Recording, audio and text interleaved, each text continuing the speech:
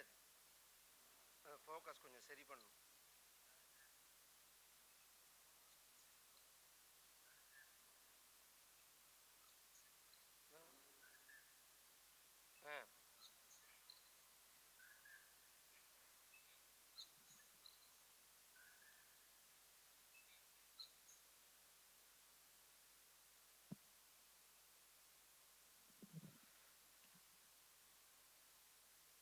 விக்ன விநாயக மூர்த்திக்கு கோபிகா ஜீவனஸ்மரணம் ஜானகீகாந்தஸ்மரணம் நமः பார்வதீபதயே சத்குருநாத் மகாராஜ் கி ஆஞ்சநேய மூர்த்திக்கு. பிரசாந்த் ஸ்மிருதே சகல கல்யாண பாஜனம் யத்ர ஜாயதே புருஷஸ்தமஜம் நித்யம் பிரஜாமி சரணம் ஹரிம். இந்த ஃபோக்கஸ் மட்டும் இந்த பச்சை இது அது இல்லை. யசிவோ நாம ரூபாபியாம் யா தேவி சர்வமங்களா தயோ சம்ஸ்மரணாத் பும்சாம் சர்வதோ ஜயமங்கலம். நாராயணம் நமஸ்கிருத்ய நரஞ்சைவ நரோத்தமம் தேவீம் சரஸ்வதீம் வியாசம் ததோ ஜயமுதீரயேத். யோகீந்திராய நமஸ்தஸ்மை சுகாய பிரம்மரூபிணே சம்சாரசர்ப்பதஷ்டம் யः விஷ்ணுராதமமுமுச்சத். அசதுர்வதனோ பிரம்மா த்விபாஹுரபரோ ஹரிः அபாலலோச்சனः சம்புः பகவான் பாதராயணः. நமோஸ்து தே வியாசவிசாலபுத்தே புல்லாரவிந்தாயதபத்ரநேத்ர. ஏன த்வயா பாரததைலபூர்ணः பிரஜ்வாலிதோ ஞானமயः பிரதீபः. பிரபன்னபாரிஜாதாய ஸ்தோத்ரவேத்ரைகபாணயே ஞானமுத்ராய கிருஷ்ணாய கீதாமிருததுஹே நமः. வசுதேவசுதம் தேவம் கம்சசாணூரமர்தனம் தேவகீ பரமானந்தம் கிருஷ்ணம் வந்தே ஜகத்குரும். ஸ்ருதிஸ்மிருதிபுராணானாம் ஆலயம் கருணாலயம் நமாமி பகவத்பாதசங்கரம் லோகசங்கரம். பக்தவாத்சல்யஜலதேः பரமானந்தரூபிணः அஸ்மதாச்சாரியராஜஸ்ய பிரபன்னோஸ்மி பதாம்புஜம். த்ரியம்பகபுராதீசம் கணாதிபசமன்விதம் கஜாரூಢமஹம் வந்தே சாஸ்தாரம் குலதைவதம். புத்திர்பலம் யசோதைரியம் நிர்பயத்வமரோகதா அஜாட்யம் வாக்பட்டுத்வஞ்ச ஹனுமத்ஸ்மரணாத் பவேத். ஓம் ஸ்ரீ ராதா ருக்மிணி சத்யபாமா சமேத ஸ்ரீ கோபாலகிருஷ்ணாய வரபிரம்மணே நமः. ஓம் சத்குரு சரணாரவிந்தாபியான் நமः. வாக்தேவ்யே நமः. ஓம் ஹனுமதே நமः. ஸ்ரீஹரயே நமः.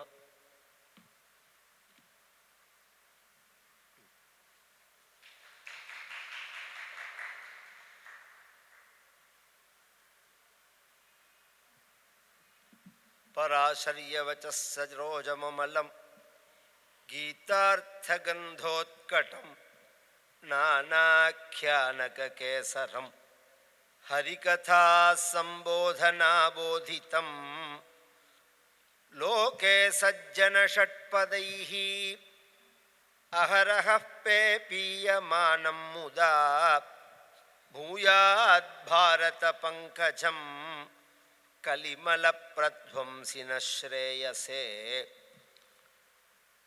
பரம பவித்திரமான பாரத தேசத்தில் வாழ்ந்த மக்களுடைய சரித்திரத்தை சொல்லக்கூடிய இதிகாசத்துக்கு பாரதம்னு பெயர். இப்படி ஒரு பெயரோட வேற எந்த நாட்டிலையும் ஒரு இது அமைஞ்சிருக்குமா அப்படின்னு கேட்டால் சொல்ல முடியாது யாருமே. இந்த நாட்டுக்கும் பாரதம்னு பேரு. இந்த நாட்டில் உள்ள மக்களுடைய சரித்திரங்களை சொல்லக்கூடிய இதிகாசத்துக்கும் பாரதம்னு பேர். இது மாதிரி உயர்ந்த தர்மங்களை தத்துவங்களை பரிக்கக்கூடியதான தேசமாகவும் இருக்கு. மனிதர்கள்ட்டையும் அந்த பரிக்கிற தன்மை இருக்கு. பரிக்கிறதுன்னா சுமக்கிறது. ஏன்னா ஹிந்து மதத்தில் ஹிந்து மதம் அப்படின்னு நம்ம சொல்கிறோம். அப்படி சொன்னால் தான் இப்போ புரியும். அதனால் அப்படி பேச வேண்டியிருக்கு. இதுக்கு சனாதன மதம், இன்னும் சொல்ல போனால் வைதீக மதம்னு தான் பெயர். ஒரிஜினலாக இதுக்கு பெயர் வைதீகம், வேதத்தை பிரமாணமாக உடைய மதம். இந்த மதத்துக்கும் மற்ற மதத்துக்கும் என்ன வித்தியாசம் அப்படின்னு கேட்டால் எல்லாருமே என்ன சொல்லுவா, முற்பிறவி பிற்பிறவி கர்மா இப்படிலாம் சொல்லுவா. ஈஸியாக புரிகிற மாதிரி சொல்கிறேன். மற்ற மதங்கள்லாம் பிரச்சாரத்தில் உள்ள மதம், இந்த மதம் அனுஷ்டானத்தில் உள்ள மதம். ஒரே வார்த்தையில் சொல்லணும்னா பாக்கி எல்லாம் பிரச்சாரம் தான். மற்ற மதங்கள்லாம் ஒரு நாளைக்கு பிரேயர் அன்னைக்கு பார்த்தா அமக்களை படுவான், மறுநாளைக்கு வெட்டி குத்துன்னு நிற்பான். கேட்டால் சமாதானமே எங்களோட கொள்கை, எங்களோட அடையாளம் அப்படியுமா. சமூக நல்லிணக்கம்பா. என்னவோ பொய் சொல்றதுக்கு யோஜனையே பண்ண வேண்டாமே. ஜனங்களை குழப்பி விடணும்னா தெரியாத 4 விஷயத்தை வார்த்தைகளை சொல்லிட்டு போயினா ஜனங்கள் குழம்பின்னு இருக்கா. எங்கே பிரமாணம் இருக்குன்னா அதில் இருக்கு, அதில் இல்லையான்னா எதில் இருந்து கேட்டுப்போமே அப்புறமே. இது மாதிரி எல்லாம் என்ன நாசம் பண்ணினாலும் இந்த தர்மத்தை அழிச்சுற முடியாது. ஏன்னா இது அனுஷ்டானமாக இருக்கிறதுனால, அனுபவமாக இருக்கிறதுனால மக்களுக்கு சாப்பிட்டாதான் பசி தீரும் அப்படிங்கிறத சாப்பிட்றத நீங்கள் நிறுத்திட முடியுமா? நிறுத்திட முடியாது. ஏன்னா சாப்பிட்றதுங்கிறது ஒரு செயலாக இருக்கு.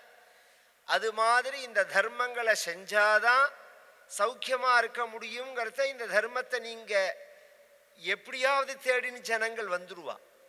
நீங்கள் என்ன தடுத்தாலும் ஏதாவது வேற ரூபத்தில் தேடின்னு வந்து முடிப்பா. ஜனங்களோட ஒரு தேடலாக இருக்கும். அதுக்கு நமக்கு பிரமாணமாக இருக்கணும்.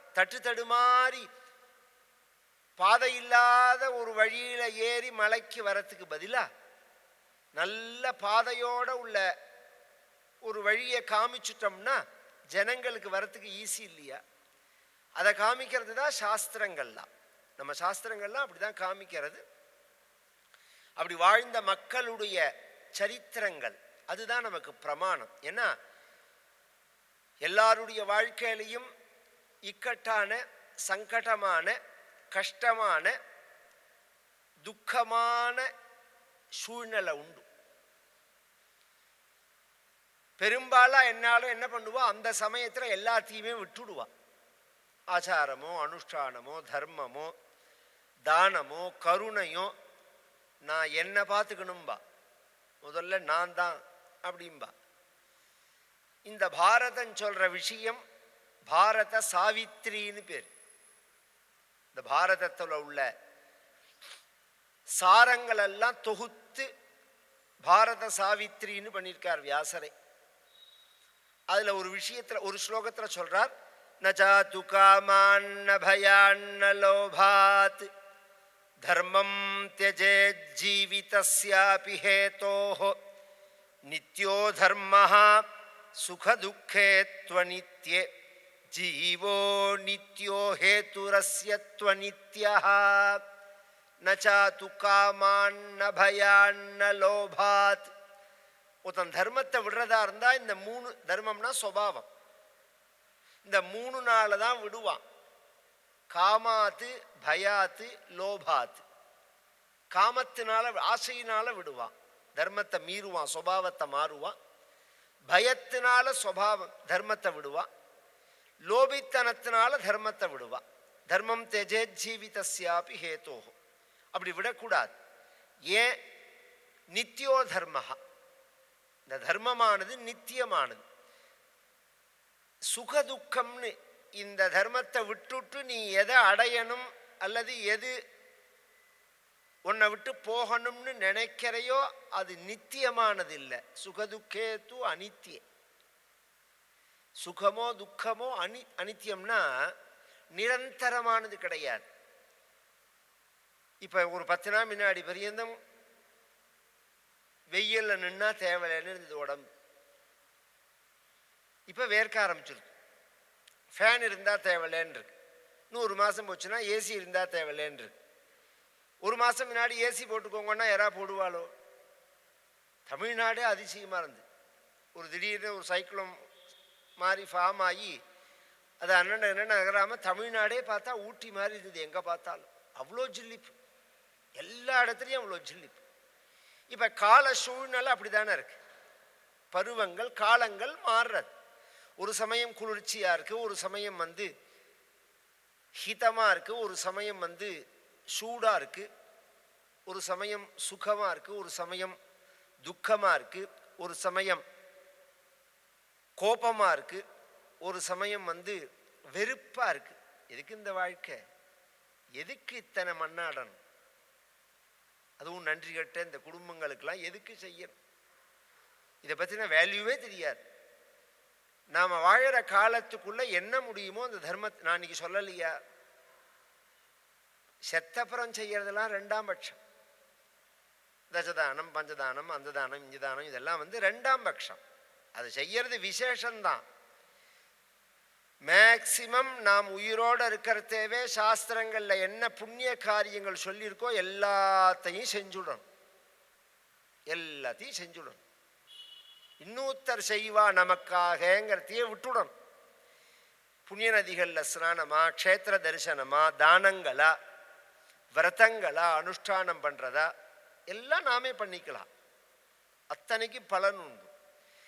புள்ள கர்மா பண்ணி கரையேறணுங்கிறது ஒரு மரியாதைக்கு தான்.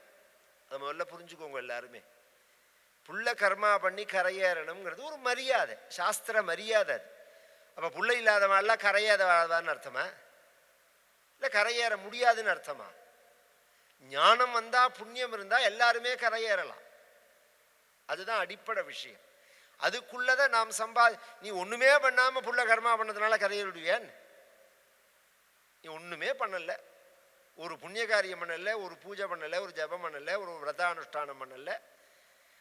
அங்கே தசம தின ஸ்லோகத்தில் சொல்லும்போதும் ஸ்வபுண்ணிய நிரதை சத்புத்திர சந்தாரிதா அப்படின்னு தான் அங்கே இருக்குது. முதல்ல நீ பண்ணுற புண்ணியம்தான் முக்கியம் அங்கே, அப்புறம்தான் புள்ள பண்ணுற காரியங்கள்லாம். நான் பண்ணின புண்ணிய செயலாலையும் என் புள்ள பண்ணுற கர்மாவனாலையும் தான் நான் கரையேற முடியும். இவர் கரையேறினார்னு 10ஆவது நாள் அன்னைக்கு நெல் பொறி பண்ணி வச்சுன்னு ஸ்லோகம் வாசிப்பா. அதில் முதல்ல சொல்லும் போதே அவா பண்ணின புண்ணியம்ங்கிறது தான் ஃபஸ்ட்டு வரது. அதனால் மேக்சிமம் நம்ம என்ன உண்டோ அதை பண்ணணும். அது பயத்துக்காக காமத்துக்காக நபயாத்து ந லோபாத்து தர்மம் தேஜே ஜீவிதஸ்யாபி ஹேதோஹோ நித்யோ தர்மஹ. தர்மம் நித்தியமானது, சுகதுக்கம் அனித்தியமானது. அதில் இன்னொரு விஷயம் சொல்றா, ஜீவோ நித்யா ஹேதுரஸ்ய துவனித்யஹாங்கிறா. ஜீவன் நித்தியமானது, இந்த சுகதுக்கத்தை அனுபவத்துக்கு காரணமான ஹேத்துவான சரீரம் அனித்தியமானது. ஹேத்துன்னா அங்கே சரீரம், சரீரம் அனித்தியமானது. பீஷ்மாச்சாரியால் அப்படி ஒரு தியாகத்தை பண்ணினார் தன் அப்பாவுக்காக. என்னுடைய வாழ்க்கையில அத்ய பிரபிருதி மேதாச பிரம்மச்சரியம் பவிஷ்யதி. இன்று முதல் நான் பிரம்மச்சரிய நியமத்தோடு இருக்கேன். அபுத்திரஸ்யாபி மே லோகாக பவிஷ்யன் யக்ஷயாதிவி. சாஸ்திரங்கள்லாம் சொல்றது புள்ள இல்லைன்னா கரையேற முடியாதுன்னு ஒரு மரியாதைக்கு சொல்றது. அதை பற்றி எனக்கு விஷயம் இல்லை. என் வாழ்க்கையில் நான் பொய் சொன்னதே கிடையாது. இதுவரையில் நான் பொய் சொன்னதே கிடையாது. இனி நான் பொய் சொல்லவும் மாட்டேன். இது மாதிரி ஏதாவது ஒன்று ஒரு திருப்தி இருக்கு. தப்பு எல்லாருமே பண்ணுவா. இவருங்கோ வாசனை ஜீவன் இதோட சுபாவம் ஒரு தப்பு பண்ணுறது தான். தப்பு பண்ணாத மனிதன்னு ஒத்தனை சொல்ல முடியாது நீங்கள் உலகத்தில். அதுக்காக தப்பு பண்ணணும்னு நான் சொல்ல வரல. ஜீவனோட சுபாவம் தப்பு பண்ணுறது. ஐயோ நாம் தப்பு பண்ணிட்டோமேன்னு அதை நினைக்கிறோம் பார்த்தெல்லாம். அதுக்கு தான் பிராயஷ்சித்தம்னு பேர். சித்தத்தில் பழையபடி நினைக்கணும், அதை தவிக்கணும். இந்த மாதிரி பாபம் பண்ணிவிட்டோமே தப்பு பண்ணிவிட்டோமே அப்படின்னு அந்த தப்பை திருப்பி பண்ணாமல் இருக்கணும்.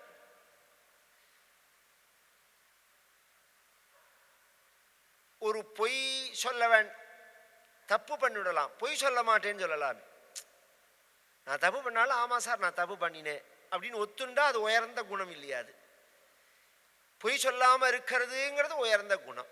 மேக்சிமம் அதை கடைபிடிச்சாலே தபஸ், அது மகா தபஸ். அது சத்யே சர்வம் பிரதிஷ்டிதம். வேதமும் சொல்றது, ஹரிச்சந்திர சரித்திரத்திலையும் திரிமூர்த்திகளும் சொல்றா. இந்த சத்தியத்துல தான் இந்த ஜகத்தை பிரபஞ்சமே இயங்கிறது.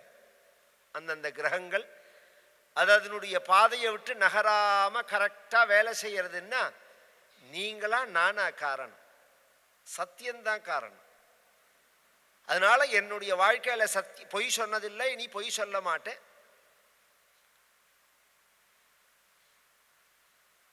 எங்க அப்பாவுக்காக நான் பரித்யஜாம் யகம் ராஜ்யம் மைதுனஞ்சாபி சர்வசா. இதெல்லாம் ரொம்ப ஆச்சரியமான விஷயம். சொத்தை விட்டுடுறேன், கல்யாணம் பண்ணிக்கல, இதோட நிறுத்திக்கலாம் அப்படி சொல்லல அவர். மைதுனஞ்சாபி சர்வ, ஸ்திரீ சம்போகத்தையே விடுறேங்கிறார். ஏன்னா ராஜாக்களுக்கு தாசிகள்னு இருப்பா, வேலை செய்கிறவர்கள் அப்படின்னு. அதுலேயே சில பேர் பத்தினிகளாகவும் இருப்பா, வேசிகளாகவும் இருப்பா. பொதுவாக தாசிங்கிற அர்த்தம் வேற, வேசிங்கிற அர்த்தம் வேற. வேசின்னா தான் ப்ராஸ்டியூட் கேர்ள்னு அர்த்தம். தாசின்னா பணிவிடை செய்பவர்கள்னு அர்த்தம். அதை பத்தினியா கல்யாணம் பண்ணிட்டு இருப்பாவா. வேசினா ப்ராஸ்டியூட்டா இருக்க மாட்டாவா. அந்த மாதிரி வேலை செய்கிறவாளையே பத்தினியா கல்யாணம் பண்ணிட்டு இருப்பா ராஜாக்கள். அது மாதிரியும் ஸ்திரீக்களோட நான் சம்போகம் வச்சுக்க மாட்டேன். மைதுனஞ்சாபி சர்வசா பரித்யஜாம் யகம் ராஜ்யம் மைதுனஞ்சாபி சர்வசா ஊர்த்வரேதா பவிஷ்யாமி. நான் ஊர்த்வரேதஸ்வியா இருப்பேன்னு பிரதிஜை பண்றா. இந்த பிரதிஜைய விடுற மாதிரி சில சந்தர்ப்பங்கள் அவர் வாழ்க்கையில வருது. பொதுவா எந்த தர்மத்தை நாம் கடைபிடிக்கணும்னு ஆசைப்படுறோமோ அந்த தர்மத்தை கெடுக்கிற மாதிரி காரியம் வரும். நீங்க ஏகாதசி விரதம்னு இருக்கு பாருங்க, அது இல்லைன்னு சொல்லிட்டா அன்னைக்கு சாப்பாடே கிடைக்காது. ஒரு பழையதை சாப்பிட்டுட்டு பேசாமல் இருப்பான். நீங்கள் ஏகாதசி விரதம்னு சொல்லி பாருங்கோ, அன்னைக்கு தான் முகூர்த்தம் வச்சுருப்பா, கல்யாணம் அமக்கலமாக இருக்கும், மெனுலாம் அமக்கலமாக இருக்கும். ஆற்றுலேயே யாராவது மாப்பிள்ளை வரான்னு சொல்லிட்டு விசேஷமாக சமையல் பண்ணுவா, யாராவது ஃப்ரெண்டு ஆற்றுக்கு கூப்பிடுவான். எத்தனை இடைஞ்சல் உண்டோ அத்தனையும் இருக்கும். ஏகாதசி விரதம்னு சொன்னேன்னா, விரதம் இல்லைன்ட்டு எல்லாம் ஒன்றும் பண்ண மாட்டான். உங்களை ஒத்தரும் கிட்டக்க வந்து டிஸ்டர்பே பண்ண மாட்டான். சும்மா சோபாவில் உட்காந்துன்னு நீங்கள் பேப்பரை படிச்சுட்டே இருந்தால் யாரும் ஒன்றுமே பண்ண மாட்டா. ஒரு ஸ்நானம் பண்ணிட்டு ஒரு சந்தியாவந்தனம் ஒரு ஜபம் பூஜை பண்ணணும்னு உட்காருங்க, வரிசையாக வருவான். பெல் அடிப்பான், கொரியர்காரன் வருவான், முனிசிபாலிட்டிக்காரன் வருவான், கரியாக்காரன் வருவான். அம்மா இருக்காங்களான்னு கேட்டுட்டு போனேம்மா. உட்காந்துருக்கிறவனை கிளப்பி விட்டு பெல் அடித்து வர சொல்லி எதையாவது இடைஞ்சல், ஸ்ரேயாம்சி பகு விக்னானி அப்படின்னு பல இடைஞ்சல்கள் வர.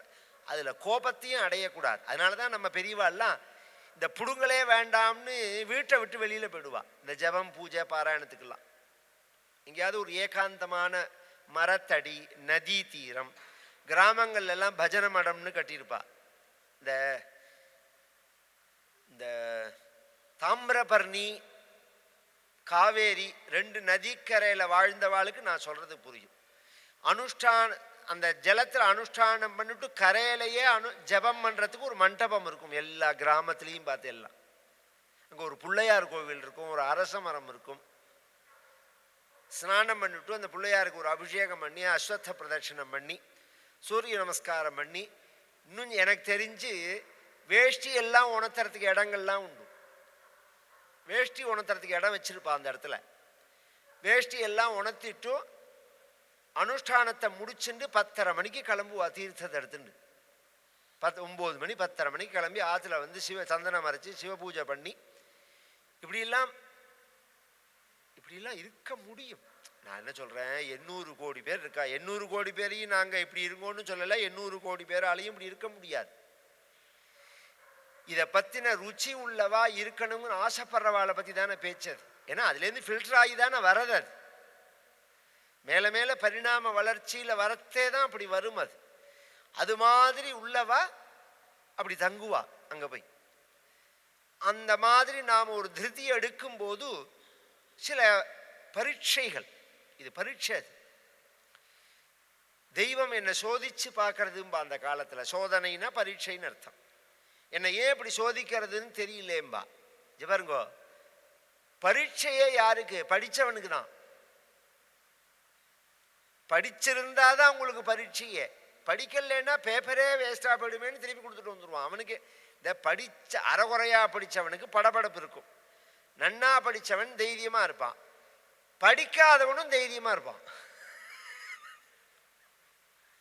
இந்த அறகுறையா படித்தவனுக்கு தான் படபடான்னு இருக்கும். நன்னா படித்தவனும் தைரியமாக இருப்பான். படிக்காது என்ன கேள்வி வந்தால் நமக்கு என்ன? நம்ம பேப்பரை வேஸ்ட் பண்ணாமல் கொடுத்துட்டு வர போகிறோம், இதுக்கு என்ன வந்தால் என்ன அப்படின்னு தோணும். படித்தவனுக்கு தானே பரீட்சை. அது மாதிரி தர்மங்கள் அனுஷ்டானம் பண்ணுறவாளுக்கு தானே சோதனைங்கிறது. அதில் நாம் ஜாக்கிரதையாக இருக்கணும். அதை விட்டு விலகாமல் இருக்கு. அது வந்து நம்மளுடைய சொரூபம். அது அந்த சுபாவம்ங்கிறது நம்மளுடைய சொரூபமாக மாறிடும். அதெல்லாம் ரொம்ப நுட்பமான விஷயம்.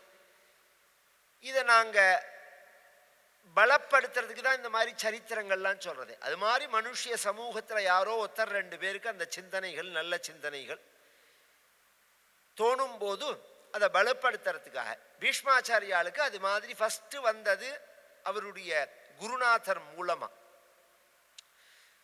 இந்த அம்பாளே அம்பிகேன்னு 3 பெண்ணை, காசி இளவரசிகளை தன்னுடைய சகோதரன் விசித்திர வீரியனுக்காக கொண்டு வந்ததில் இந்த மூத்த பெண்ணு வாழ்க்கை 2 கட்டானா போயிடுது. அவ சால்வராஜனை தான் கல்யாணம் பண்ணிப்பேன்னா இவர் அனுப்பிச்சுட்டா. பீஷ்மாச்சாரியால் வேண்டாம்னு சொல்லிட்டு சால்வராஜன் பதிலுக்கு பண்ணிக்க மாட்டேன்னுட்டான். நான் முன்னாடி பண்ணிக்கிறதா இருந்தேன், நீ வந்து ஒரு பிரம்மச்சாரியோட அவா வீட்டுக்கு போயிட்டு அங்கெல்லாம் தங்கிவிட்டு ஒரு 2 மாதம் கழித்து வந்திருக்க, அதனால் உங்ககிட்ட எனக்கு வந்து நம்பிக்கையெல்லாம் கிடையாது அப்படி சொல்லாமல் எனக்கு இஷ்டம் இல்லைன்னு சொல்லிட்டான். திரும்பி வந்து விசித்திர வீரியன்ட்ட கேட்டால் அவன் என்ன பிடிக்காதுன்னு சொல்லிட்டு தானே அவள் போனா, அவளை எப்படி நான் கல்யாணம் பண்ணிப்பேன்? இப்போ வேறு வழி இல்லாமல் வரதுனால கல்யாணம் பண்ணிட்டுருவாள, மாட்டேன்னா. பீஷ்மரை கல்யாணம் பண்ணிக்கோன்னா அவரும் மாட்டேன்னா. அவன் நிர்பந்தப்படுத்துறா, பீஷ்மரை நீ தான் கல்யாணம் பண்ணிக்கணும், உன்னால தான் என் வாழ்க்கை நாசமாக படுத்துன்னு. அவர் சொன்னார், உன் வாழ்க்கை வீணா போனதுக்கு நீந்தான் காரணம். இன்னைக்கு குழந்தைகள்கிட்ட நாம் சொல்ல வேண்டிய வார்த்தை இது. உன் வாழ்க்கையில் ஒரு குளறுபடி வந்தால் அதுக்கு நீந்தான் காரணம். ஏன் அப்படின்னா 2 விஷயத்தினால சொல்கிறேன். முதல்ல, நமக்கு அவனை நல்வழிப்படுத்துகிற அளவுக்கு நமக்கே அறிவு கிடையாது. எந்த தர்மத்தையும் நாம் பெருசாக அனுஷ்டானங்கள்லாம் பண்ணல, சம்பிரதாயங்கள்லாம் நமக்கு என்னென்னே தெரியாது. ஏதோ 1-2 விஷயத்தை வச்சுன்னு குழந்தைகளை நீங்கள் கண்ட்ரோல் பண்ண முடியுமா என்ன? கொஞ்சமாவது அவளுக்கு நாம் ஒரு சுமங்கலி பிரார்த்தனை என்ன, ஸ்திரீ தர்மத்தை சொல்கிறதுக்கு ஸ்திரீகளுக்கு தெரியுமா முழுஷா, புருஷ தர்மத்தை சொல்கிறதுக்கு புருஷாளுக்கு தெரியுமா, தெரிஞ்சுக்கணும்னு நான் என்ன சொல்கிறேன். அன்னைக்கு ஒரு 40 வருஷம் முன்னாடி நம்ம வாழ்க்கையில் படித்தாகணும், வேலைக்கு போகணுங்கிற நிர்பந்தம் இருந்தது. இன்னைக்கு இல்லையே. இன்னைக்கு நீ தெரிஞ்சுக்கலாமே, ஞாபகம் இருக்க மாட்டேங்கிறதுனா ஒரு நோட்டை போட்டு எழுதிக்கலாமே, ஒரு சின்ன டைரி அளவு கூட வராதே. ஒரு குலதெய்வமோ சம்பிரதாயமோ சமாராதனையோ நம்ம ஆத்து தர்மங்களோ ஒரு நோட்டளவு கூட வராதே. அது கூட நமக்கு எண்ணம் கிடையாது. இதெல்லாம் எழுதி வைக்கணும், இதெல்லாம் குழந்தைகளுக்கு போய் சேரணுங்கிற எண்ணம் கிடையாது. இதுதான் போய் சேரணும். முக்கியமாக நீங்கள் 10 கோடி ரூபாய் விட்டு வீடுக்கு போயிட்டு கட்டினேன்னு வச்சுக்கோங்களேன், அவனுக்கு பிடிக்கல வேற ரூபுக்கு போகிறான்னா அந்த வீட்டை விட்டுட்டு போயிடுவான். நீங்கள் வேணால் ஆசையாக கட்டியிருக்கலாம், அதை என்னோட ட்ரீம் ஹவுஸ் சார் அப்படின்னு நீ வேணா சொல்லலாம். அவனுக்கு அதெல்லாம் வெறும் குப்பை தான். அதுலேருந்து பணம் தான் முக்கியம் அவனுக்கு. இந்த பணத்தை எடுத்துன்னு போயிட்டே இருப்பான். அதனால இது ஒரு அஜ்ஞானம். இது நாம கொடுக்கிற சொத்துங்கிறது இதுதான். நான் பண்ணிக்கிற ஐடியா கிடையாதுன்னுட்டா அவ. அங்கங்க போனவ கடைசியில் இந்த அம்பை பீஷ்மாச்சாரியாளுடைய குருவான பரசுராமர்கிட்ட போய் அவர்கிட்ட சிபாரிசு கேட்டு அவர் கிளம்பி வந்து பீஷ்மரை பார்த்து நீ பண்ணிக்கோன்னு சொல்ல, நான் சத்தியம் பண்ணியிருக்கேன் அதனால பண்ணிக்க மாட்டேன்னு சொல்ல, நான் சொல்றேன் சத்தியத்தை விடுன்னு சொல்ல, நீங்க சொன்னதுனால சத்தியத்தை விட்டுற முடியுமான்னு கேட்டார். இன்னும் சொல்ல போனா மாதேவோபவா பிதிருதேவோபவா ஆச்சாரிய தேவோபவா அதிதி தேவோபவான்னு சாஸ்திரம் சொல்றது. அம்மாவை தெய்வமா நினைக்கணும், அப்பாவை தெய்வமா நினைக்கணும், ஆச்சாரியனை தெய்வமா நினைக்கணும், அதிதிய தெய்வமா நினைக்கணும்னு. இதுக்கு ஒரு லிமிட் உண்டு. எது பரியந்தம் தெய்வமா நினைக்கணும்? இவ தர்மத்தையும் சாஸ்திரத்தையும் மீறாம நம்மளை நடத்துற பரியந்தம்தான் அவ நமக்கு தெய்வம். அவ நமக்கு அதுக்கு வழிகாட்டில் இல்லைன்னு வச்சுக்கோங்க. குருர்ன சஸ்யாத், ஜனனீன சஸ்யாத், பிதான சஸ்யாத், தெய்வம் ந சஸ்யாத்.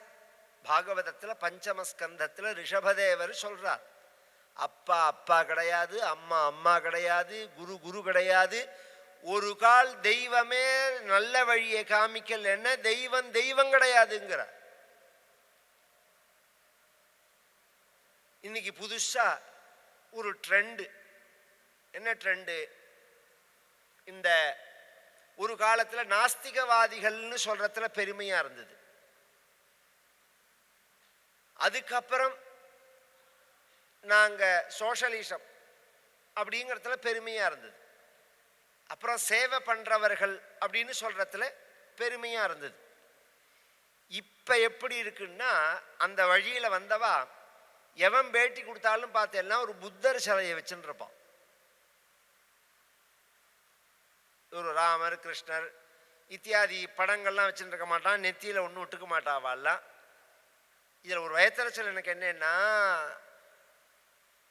மற்றவர்கள் இட்டுக்கலைன்னா விஷயம் இல்லை. இந்த இந்த சனாதன தர்மத்தை நாம் ஸ்தாபிப்பேன்னு சொல்றவாளே இட்டுக்கலாம்ல. இட்டுண்டா என்ன தலையை சீவிடுவானா என்ன? அப்படி கிடையாது. நாம் இட்டுண்டா நமக்கு என்ன இது? ஒரு அது மாதிரி ஒரு சமூகத்தில் ஒரு அமைப்பு இட்டுண்டா இவனை முன்னேற முடியாது. இவனை ஓரங்கட்டி கட்டங்கட்டி வச்சிருவான். இந்த புத்தர் சிலையை வச்சுக்கிறா பாருங்க. புத்தர் ஒரு மதத்தை ஸ்தாபிச்சார், புத்தர பகவான் அப்படின்லாம் நீங்க ஏத்துக்கிறீங்கன்னா, நான் ஏத்துக்கிறது என்ன? நம்ம பாகவதமே சொல்றது. பௌத்த மதம் ஜெயின மதம் ரெண்டுமே ஹிந்து மதத்தினுடைய ஒரு கிளை தான். உபதர்மம்னு பேர் அதுக்கு. இந்த ரெண்டுமே ஹிந்து மதத்திலேருந்து பிரிஞ்சது தான். எந்த காலத்துல பிரிஞ்சதுங்கிறதும் சொல்றது. ஏன் அதை நாம ஏத்துக்கிறது இல்லைன்னா, அவ இந்த தர்மத்துல பாதியை ஏத்துக்கிறா, பாதியை எதிர்க்கிறா. பாதியை அக்செப்ட் பண்ணிண்டத்தோட நின்னா சரிங்களா, பாதிக்கு ஃபைட் பண்றாவா. முக்கியமா அவ யாகங்களை தோஷம்னு சொல்றா. யாகங்கள் பண்ணக்கூடாது அப்படிங்கிறா. அஹிம்ச உயர்வுங்கிறா. அஹிம்ச உயர்வான விஷயம்தான். அஹிம்சா பரமோ தர்மஹான்னு முதல்ல சொன்னதே ஹிந்து மதம் தான். ஆனா எல்லாருக்கும் அஹிம்ச பரம தர்மம் இல்லை. சன்னியாசிகளுக்கு தான் அஹிம்ச பரம தர்மம், சாதுக்களுக்கு தான், பாகவதாளுக்கு தான் பரம தர்மம். க்ஷத்ரியர்களுக்கு விவசாயிகளுக்கு ஹிம்சை தான் தர்மம். நீங்க கொல்லாம விவசாயம் பண்ண முடியுமா? புழு பூச்சிகளை கொல்லாம நீங்க விவசாயம் பண்ணிட முடியுமா? விவசாயம் பண்றவாளுக்கு தெரியும். ஒரு தடவை நிலத்துல ஒரு பயிர் விவசாயம் பண்ணி அந்த தானியத்தை வீட்டுக்கு கொண்டு வரத்துக்குள்ள எத்தனை லட்சம் ஜீவனை கொன்னுட்டு தான் கொண்டு வரணும்.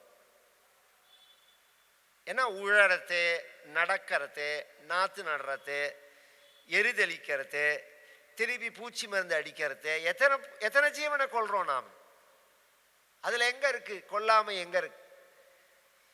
இந்த பௌத்த மதம், ஜெயின மதங்கள்லாம் பெருசா அதை பத்தி பேசும்.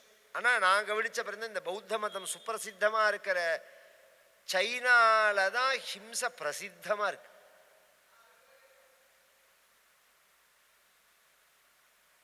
அவ திங்காத பதார்த்தமே கிடையாது, அவ சாப்பிடாத பதார்த்தம்னு இந்த பிருத்திவியில ஒண்ணு கிடையாது. இந்த பௌத்த ஜெயின மதங்களை நாம ஏன் கண்டிக்கிறோம்னா, வேதத்தை அவ பிரமாணமா எடுத்துக்கல, வேதத்துல சொல்லப்பட்ட தர்மங்களை அவ எதிர்க்கிறாள். அதனால புத்தரையே பகவான்னு நமக்கு தெரிஞ்சாலும் புத்தரையே நாம ரிஜெக்ட் பண்ணிட்டோம். ஹிந்து மதத்துல எங்கேயாவது ஹிந்து கோவில்கள்ல புத்தர் சிலை இருக்குமோ பாருங்க? இருக்காது. ஏன் அப்படின்னா, அந்த தர்மத்தை சொல்லலைன்னா தெய்வமா இருந்தாலும் தெய்வம் கிடையாது. ஏன் சொல்லணும்னா, கண்ணு தெரியாத ஒருத்தனுக்கு எதிர்த்தாப்புல குழி இருக்கு, அதுல விழறதே விழட்டும், அவன் கர்மான்னு விட்டுருவாளா என்ன யாராவது? அப்பா இந்த இடத்துல குழி இருக்கு விழாதேன்னு தடுத்து நிறுத்துறது தான் கண்ணு தெரிஞ்சவனோட கடமை. அது மாதிரி தர்மத்தை தெரிஞ்சவா தர்மத்தை தெரியாதவாளுக்கு சொல்லணுங்கிறது தான் கடமை. அப்படி சொல்லலைன்னா கிடையாது. நீங்க சத்தியத்தை மீறின்னு சொன்னா எப்படி குருவாக முடியும்னு கேட்டா பீஷ்மாச்சாரியா. இந்த பிருத்திவி வாசனையை இழந்தாலும் இழக்கும், ஜலம் ரசத்தை இழந்தாலும் இழக்கும், நெருப்பு தேஜஸ் இழந்தாலும் இழக்கும், காற்று ஸ்பர்ஷத்தை இழந்தாலும் இழக்கும், ஆகாசம் சப்தத்தை இழந்தாலும் இழக்கும், இந்திரன் பலத்தை இழந்தாலும் இழப்பான், தர்மராஜன் தர்மத்தை இழந்தாலும் இழப்பான், இந்த பீமன் சத்தியத்தை இழக்க மாட்டான்னா. தெஜேச்ச பிருத்திவி கந்தம் ஆபஸ்சரசமாத்மனஹ ஜோதிஸ்ததா த்யஜேத் ரூபம் வாயுஸ்பர்ஷகுணம் த்யஜேத் த்யஜேத் சப்தம் ததாகாசம் சோமசீதாம் சுதா த்யஜேத் விக்ரமம் விருத்ரஹா ஜக்யாத் தர்மம் ஜஹ்யாச்ச தர்மராட் நத்வஹம் சத்யமுத்ஸ்ருஷ்டும் வியவசேயம் கதஞ்சனா. இப்படி சொன்ன உடனே உனக்கு எனக்கு சண்டை என்னார்? சண்டை குருக்ஷேத்திரத்தில் நடந்தது. பீஷ்மர் தான் ஜெயிச்சார். நேற்றைய தினமே சொன்னேன், என்னதான் பரசுராமர் குருவாயிருந்தாலும், பீஷ்மர் சிஷ்யராக இருந்தாலும், பரசுராமர் தெய்வமாக இருந்தாலும், அவதாரமாக இருந்தாலும், பீஷ்மர் மனுஷராக இருந்தாலும், பரசுராமருக்கு தெரிஞ்சதுல பாதிதான் பீஷ்மருக்கு தெரியும் அஸ்திர சஸ்திரங்கள்லாம் அப்படின்னு சொன்னாலும், அனுபவம் மிக்கவர் பரசுராமர்னு சொன்னாலும், ஒரு வார்த்தை இருக்கே, சத்தியமேவ ஜெயத்தேன். எல்லாத்துக்கும் மேல சத்தியம்தானே ஜெயிக்கும். பரசுராமர் பேட்டார், சிவாரிச்சுக்கு வந்த ஒரே ஆள் அவர் தான், அவரும் பேட்டார். அப்படின்ன உடனே தான் அந்த அம்பேங்கிறவள் சரீரத்தை தியாகம் பண்ணிட்டு சிகண்டி அப்படிங்கிற பெயர்ல துருபதராஜனுக்கு புத்திரனா பிறந்துட்டாள் அவள். இங்க என்ன ஆச்சுன்னா, அடுத்த பரீட்சை வருது. இந்த விசித்திர வீரியன் நோய்வாய்ப்பட்டு அல்ப காலத்துல மரணம் அடைஞ்சுட்டான். பொதுவா எதுவுமே மிதமாயிருந்தா அமிர்தம் வாழ்க்கையில, அமிதமா இருந்தா விஷம். அளவுக்கு மிஞ்சினால் அமிர்தமும் நஞ்சாகும். ஒரு சுலபமான பழமொழி. நம்ம வாழறதை எப்படி வாழணுங்கிறத 4 வார்த்தையில சித்தர்கள் சொல்லிட்டு போயிருக்கா. நாள் 2, வாரம் 2, மாசம் 2, வருஷம் 2. இதான் வாழ்க்கையோட குறியீடு. நாள் 2 சாப்பாடு, 2 வேளைக்கு மேல சாப்பிடக்கூடாது. ஒரு வேளை சாப்பிட்டா இன்னும் விசேஷம். ஒரு வேளை சாப்பிட்டா யோகி, 2 வேளை சாப்பிட்டா போகி, 3 வேளை சாப்பிட்டா ரோகி, வியாதிஸ்தன்னு அர்த்தம். இப்ப 5 வேளை சாப்பிடுங்கிறான் டாக்டர்.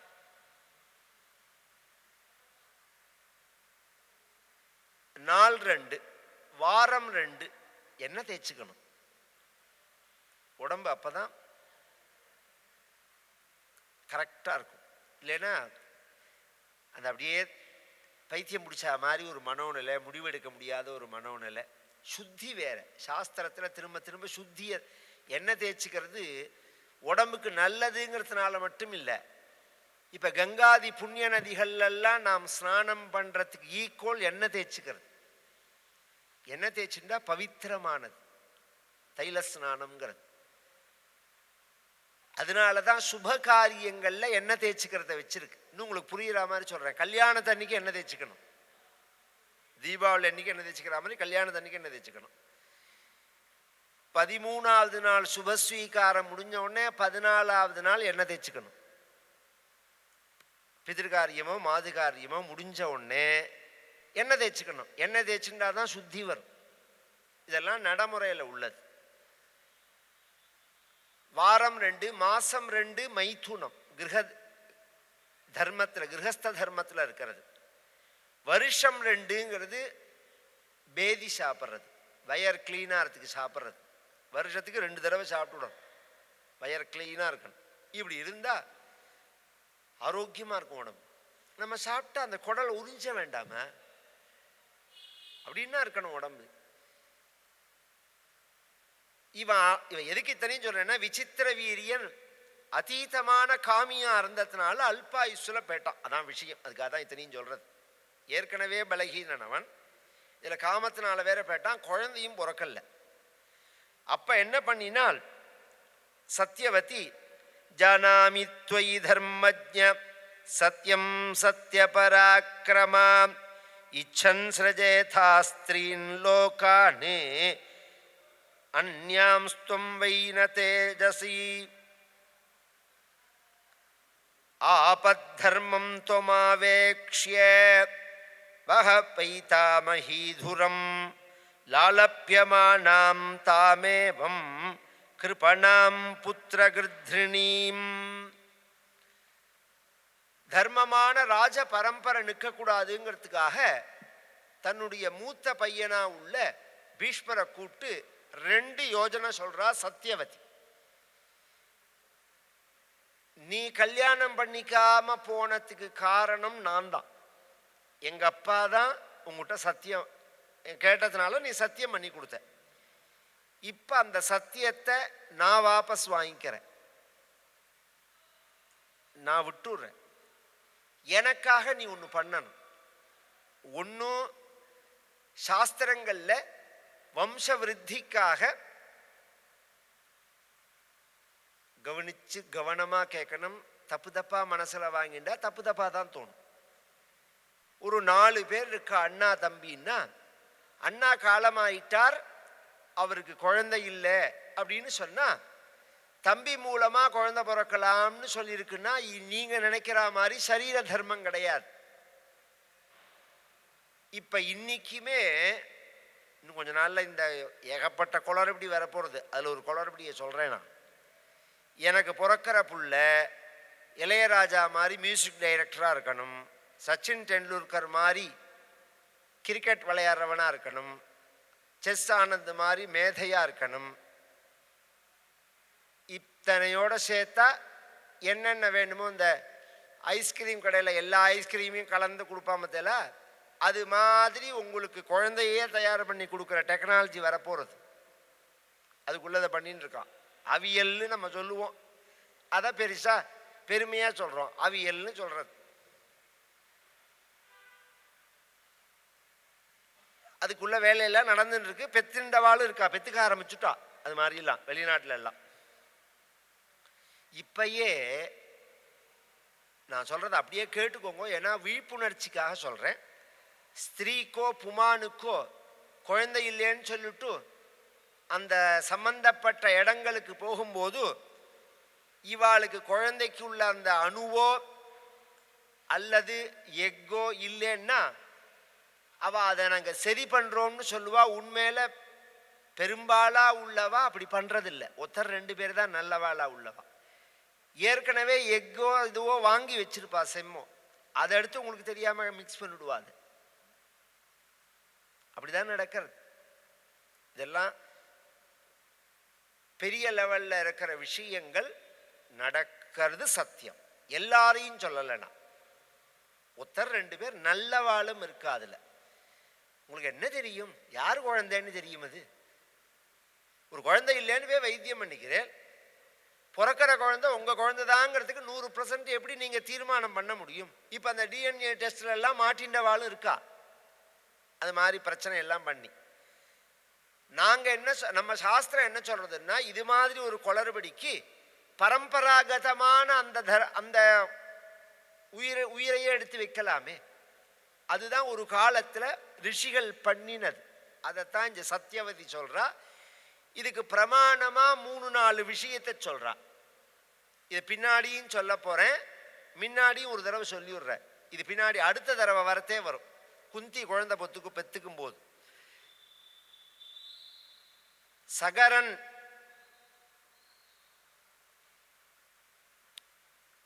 யதா சூரியம் சுவர்ச்சலா யதா சச்சி மகாபாகா சத்திரம் சமுபதிஷ்டதி அருந்ததி வசிஷ்டஞ்ச ரோஹிணி சசினம் யதா லோபாமுத்ரா யதாகஸ்திரம் சுகன்யாச்சவனம் யதா சாவித்ரி சத்யவந்தஞ்ச கபிலம் ஸ்ரீமதி யதா சௌதாசம் மதயந்தீவ. சௌதாசன்னு ஒருத்தன் சூரிய வம்சத்தில். அவன் அவருக்கும் வசிஷ்டருக்கும் ஒரு பிரச்சனை வந்துடுது. ஒரு சாபம் இந்த சௌதாசனை பிரம்மராட்சசா போன்னு சபிச்சுடுறார் வசிஷ்டர். அவன் பின்னாடியே அவன் பத்னி ஓடுறா மதயந்தி. அந்த பிரம்மராட்சசா இருக்கிற காலத்துல இன்னொரு சாபத்தை வாங்கிடுறான். உனக்கு குழந்தை பிறக்காம போக கடவுதுன்னு இன்னொரு ரிஷி சபிச்சுடுறா. இவன் அந்த சாபத்தை நிவர்த்தி பண்ணினதுக்கு அப்புறமும் குழந்தை பெற்றுக்க முடியாத நிலைன்னு வரத்தே வசிஷ்டர் மூலமாக தான் மதயந்திக்கு குழந்தை பிறந்ததுன்னு சூரியவம்சத்து சரித்திரம். இது மாதிரி நிறைய அங்கங்க ரெஃபரன்ஸ் காமிச்சுட்டு போறா. இதெல்லாம் அடுத்து சொல்லி சத்தியவதி சொன்னா, ஒன்றும் நீ இது பண்ணி உன்னோட குழந்தைகளா பிறக்கலாம், இல்லையா நீ கல்யாணம் பண்ணிக்கோ, நீ இன்னொரு கல்யாணம் பண்ணிக்கோ, ரெண்டுமே மாட்டேன்னாரு. ஒரு ஆச்சரியம். கல்யாணம் பண்ணிண்டா மைதுனம் ஸ்திரீ சம்போகம்னு இருக்கும். இந்த இடத்துல அவ சம்போகத்தை சொல்லல, ஆனா அதுக்கே ஒத்துக்க மாட்டேன்னுட்டார். நான் ஊர்துவரேதஸ்வியா இருக்கிறதுனால அதுக்கே ஒத்துக்க மாட்டேன்னுட்டார் அவர். இந்த ராஜவம்சம் நின்று போயிடுமே அப்படின்னா தெய்வ சங்கல்பப்படி நடக்கும்ட்டாரு. அதுக்காக என்னுடைய தர்மத்தை நான் விடமாட்டேன் அப்படின்னுட்டார். அப்பதான் அவளுக்கு தோன்றது சத்தியவதிக்கு. அது சில சமயத்துல தான் சிலது ஞாபகம் வரும். அதுக்குதான் பகவான் ஆராதிக்கணுங்கிறது. இந்த வியாசாச்சாரியா இவாளுக்கெல்லாம் முன்னாடி புள்ள வியாசர் தானே சத்தியவதிக்கு. பராசரர் மூலமா பிறந்த உடனே 16 வயசு மதிப்பில் இருந்த வியாசர் அந்தர்தானமாகும் போது மறையும் போது தன் அம்மாவான சத்தியவதியை பார்த்து சொன்ன வார்த்தை, நீங்க எப்ப ஸ்மரிக்கிறீங்களோ அப்ப வருவேன். அப்படி சொல்லிட்டு தான் அவர் பேர்க்கார். அந்த மாதிரி இந்த சமயத்தில்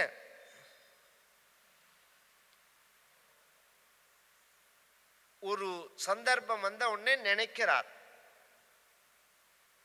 நினைச்ச உடனே தாமத்பிஹி பரிஷீச்யார்த்தாம் மகர்ஷிஹி அபிவாத்யச மாதரம் பூர்வஜः புத்ரः வியாசோ வசனமப்ரவீத் பவத்யா யதபிப்ரேதம் ததஹம் கர்த்துமாகதः சாதிமாம் தர்ம தத்வஜ்ஞே கரவாணி பிரியம் தவ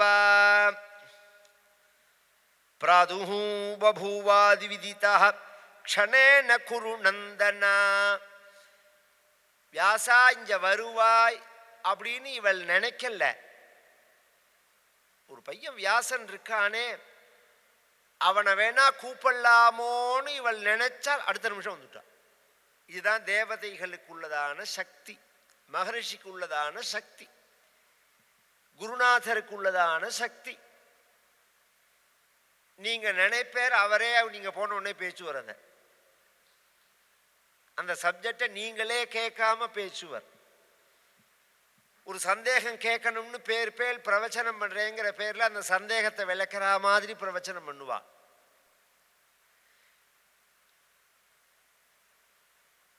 இந்த தர்மத்தை நாம் செய்யலாம் அப்படின்னு நினைக்கும் போது கூப்பிட்டு ஒத்தரை விட்டு பெரியவ ஆச்சாரியால் ஆஜ்ஞை உங்களை அந்த தர்மத்தை செய்ய சொன்னா அப்படின்னு சொல்லுவா.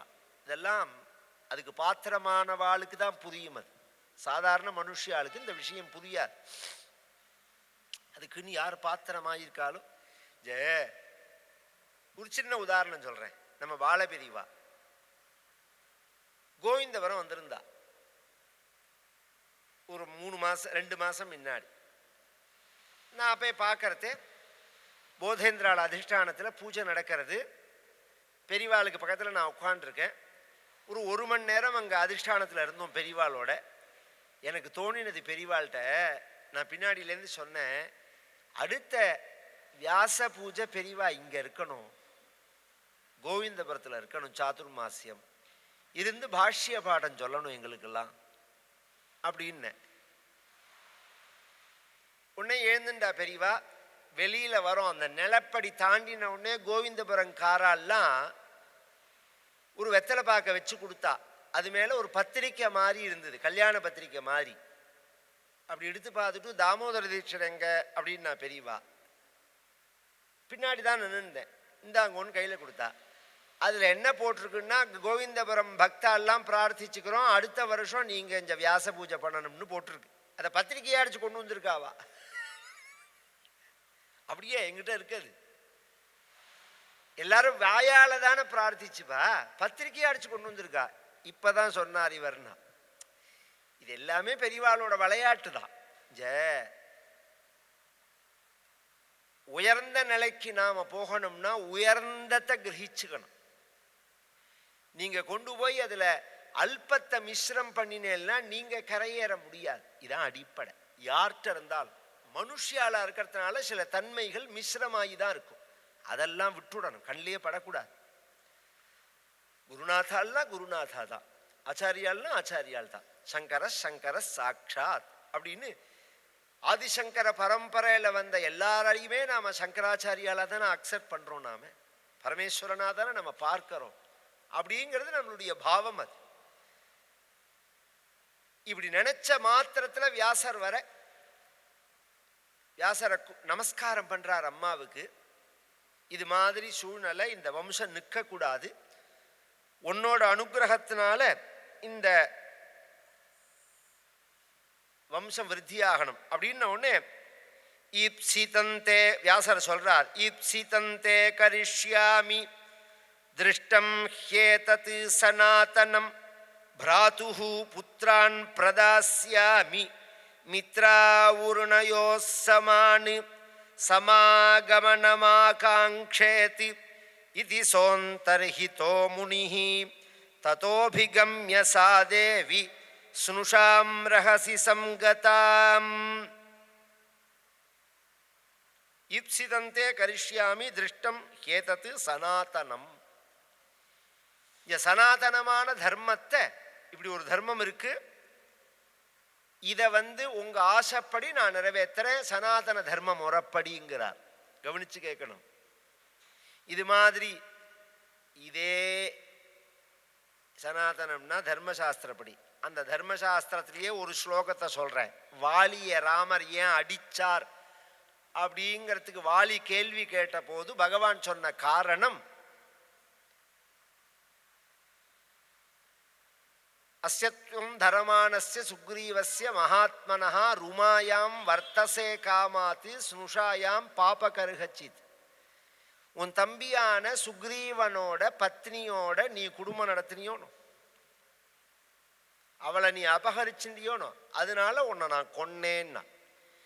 தம்பி பத்னியை அபகரிச்சுண்டா கொல்லணுமான்னாள். 3 பேரை கொல்லணுங்கிறது சாஸ்திரம். ஔரசீம் பகினீம் வாபி பாரியாம் வாப்யனுஜஸ்ய யஹ பிரச்சரேத நரஹ் காமாத் தஸ்ய தண்டோ வதஸ்மிருதஹ. வயத்தில் பிறந்த பொண்ணு, கூட பிறந்த சகோதரி, சகோதரனுடைய மனைவி, இந்த 3 பேர்ட்டையும் எந்த மனிதன் காமத்தோடு நடந்துக்கிறானோ அவனுக்கு என்ன தண்டனைன்னா விசாரணையே இல்லாம அவன் தலையை வெட்டணும். தஸ்ய தண்டோ வதஸ்மிருதா அப்படின்னு. உடனே அவன் மேல பேச ஆரம்பிச்சான், நான் குரங்குன்னா, குரங்குக்கெல்லாம் அது பொருந்தாதுன்னா, உங்க குரங்கு தர்மமும் எனக்கு தெரியும்னு பகவான் அதுக்கப்புறம் அதுக்குள்ள கிளைகளை சொல்றான். இந்த விஷயம் என்னன்னா, இதே தர்மசாஸ்திரத்துல சகோதரன் பத்னியை தொடக்கூடாதுங்கிறது இருக்கு. இவர் என்ன சொல்றார், சனாதன தர்ம முறைப்படி அந்த வம்சத்தை விருத்தி பண்றேன்னா அப்ப டெக்னாலஜிகள்லாம் இருந்திருக்கு. இப்ப நீங்க சொல்றதெல்லாம் இன்னைக்கு இருந்திருக்கு. நீங்க சொல்ற எக்யூப்மெண்ட் தான் அவசியம் இல்லை. ஒரு சாதாரண வேடுவனான கண்ணப்பன் தன் கண்ணை எடுத்து பகவானுக்கு வச்சு ஆபரேஷன் பண்ற அளவுக்கு நாலெட்ஜிவானா இருந்தான்னு தெரியுறதோ. ஊனுக்கு ஊன்னு சொல்லிட்டு வைக்கிறாமோ, இந்த ஒண்ணு குருட்டுத்தனமாலாம் அவன் வைக்கல கண்ணப்ப நாயனார். காளஹஸ்தீஸ்வரர் கண்ணுல, நாளைக்கு சிவராத்திரி, சிவராத்திரி அன்னைக்கு தான் அவன் கண்ணை கொடுத்தனா. காளஹஸ்தீஸ்வரர் கண்ணுல ரத்தம் வரத்தே அதுக்குள்ள வைத்தியங்கள்லாம் பண்ணி அந்த ரத்தம் நிற்காத போது நம்ம தமிழ் மரபுல ஒரு வார்த்தை இருக்கு, ஊனுக்கு ஊன், உறுப்புக்கு உறுப்பு, மாற்று அறுவை சிகிச்சைன்னு சொல்றா பார்த்தீங்களா. இது அந்த காலத்திலேருந்தே இருந்திருக்கு. இன்னும் சொல்ல போனா இன்னும் டெக்னாலஜி எல்லாம் இருக்கு. சில உறுப்புகள்லாம் மனிதனோடது இல்லைன்னாலும் வெளியிலேருந்து எடுத்து பண்ணலாம்னு இருக்கு. யாகங்கள்ல புராணங்கள்ல இருக்கு, எதுகிட்டேருந்து எந்தெந்த உறுப்பை எடுக்கலாம்ங்கிறதெல்லாம், எது மேட்சாகும் அப்படிங்கிற விஷயங்கள்லாம். அந்த ரீதியில கண்ணப்ப நாயனார் கண்ணெடுத்து வச்சார். அப்ப அவருக்கே அது தெரிஞ்சிருக்கு. அந்த ரீதியில நான் சனாதன தர்மத்துக்கு விரோதம் இல்லாம இந்த வம்சத்தை விருத்தி பண்றேன்னு சொல்லிட்டு அவர் கிளம்பிட்டார். உன்னோட மருமகள்கிட்டலாம் நீ சொல்லிடு மாட்டு முன்னுட்ட அப்படின்னா. இந்த விசித்திர வீரியனுக்கு 2 சம்சாரம், அம்பிகா அம்பாலிகான். அதை தவிர இன்னொரு சம்சாரம் ஒருத்தர் உண்டு, ஒரு வைசிய ஸ்திரீ, ஒரு சம்சாரம். இந்த 3 பேரையும் கூப்பிட்டு சொல்லிட்டார் அவர். இவ சொல்லிட்டா சத்தியவதி, இது மாதிரி வியாசர் சொல்லியிருக்கார், ரித்து காலத்தை அனுசரித்து உங்களுக்கு அனுகிரகம் பண்றேன்னு சொல்லியிருக்கார். அதனால ரித்து காலம் ஆன உடனே நீங்க என்னைக்கு வேணாலும் வியாசர் வருவர், அதை அவர் அக்செப்ட் பண்ணிக்கணும் அப்படின்னு சொல்லிட்டா. இவளும் முழுசா சொல்லலை, அவளும் முழுசா புரிஞ்சுக்கல.